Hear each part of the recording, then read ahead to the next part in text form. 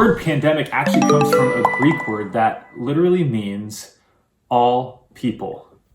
And so we are all in this together, hurting together.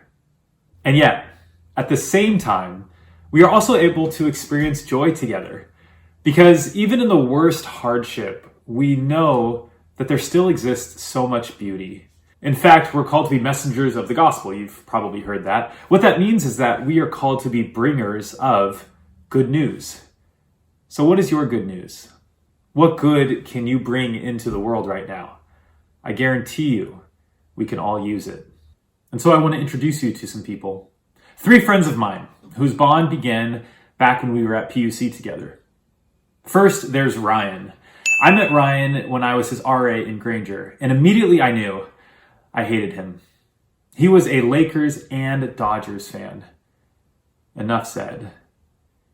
And yet, we somehow were able to work through that and discover that we could be really good friends.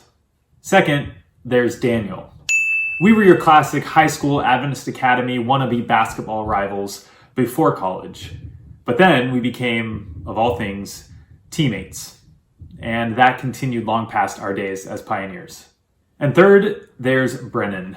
Now, we actually went to high school together, but it wasn't until we were on the Hill that we became best friends due to taking the same major, loving the same sports teams, and wasting a lot of the same time. But once college ended, life separated us. Ryan and I moved down south, Daniel got a job in Florida, and Brennan began working in Northern California. And so we had an idea.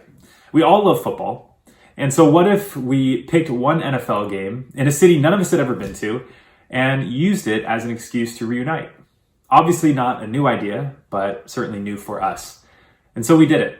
And one weekend, we all met in Pittsburgh, Pennsylvania, to experience the food, the culture, and the Steelers beating the 49ers by 4 touchdowns. We also mistakenly stayed in the same hotel as the players and got kicked off their floor when we tried discovering their rooms, but that's a different sermon. We actually had such a great time that we did another trip later on to Kansas City, Missouri, where we each ate our weight in barbecue and also saw the Steelers win again.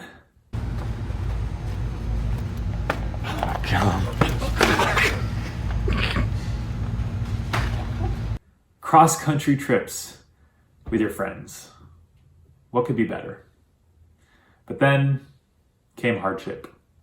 In October of 2018, Daniel's wife, Carla, who also graduated from PUC, was the victim of a random drive-by shooting near their home in Orlando. And she did survive, thankfully, but had to adjust to her new life as a paraplegic. And as Daniel's friends, we hurt so badly for them. We just felt helpless to do anything. And then in the winter of 2019, Ryan's mom, who was the sweetest person you could ever meet, lost her battle with breast cancer, taken from us far, far too soon. And so there was more heartache.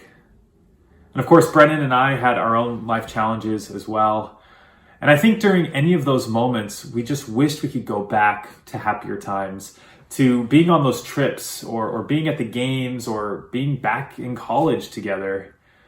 Times when all of that bad stuff just wasn't there. But of course, we couldn't do that. And yet, life has a way of teaching us that while the scars of loss will always be there, the good goes on too. We can continue to experience beauty renewed in so many ways. We can continue to experience gospel. And so in the midst of this present darkness, I thought it'd be good to call up the friends that I've told you about and ask them to do just that. I want to hear their good news. And so here's what they said.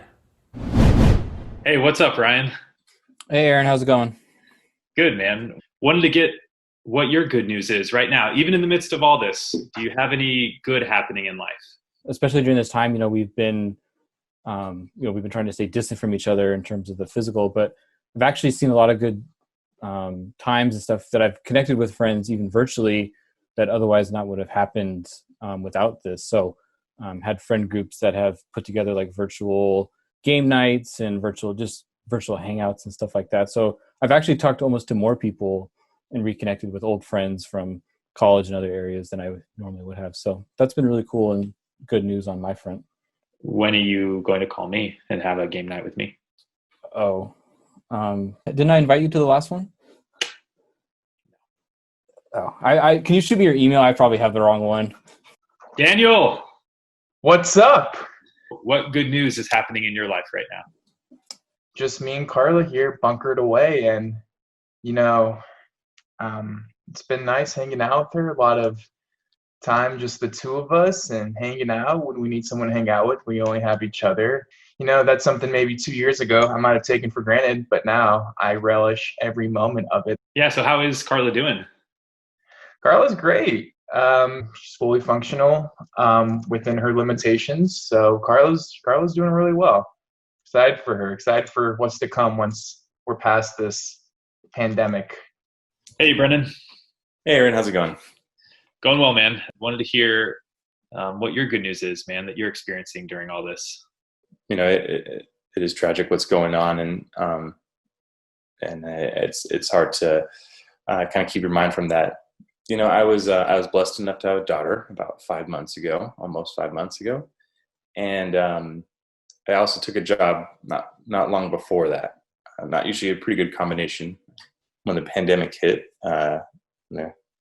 quarantine started. All travel kind of went on lockdown for my company, and that's given me the opportunity.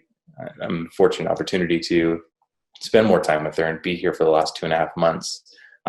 Time that I wouldn't have gotten starting at a new organization. How is daddy life? Daddy life is good. Is good. It has its challenges, but it's good. There is an abundance of joy that comes from it, and I didn't know, what it would feel like to be a father, and every day has been awesome. That is the gospel. The message that even in the midst of darkness, sadness, suffering, and pain, what we in religious circles would call sin, even in the midst of that, the good goes on. Because there is a redemption, a reconciliation, a holiness that restores the brokenness and proclaims that there is still good news.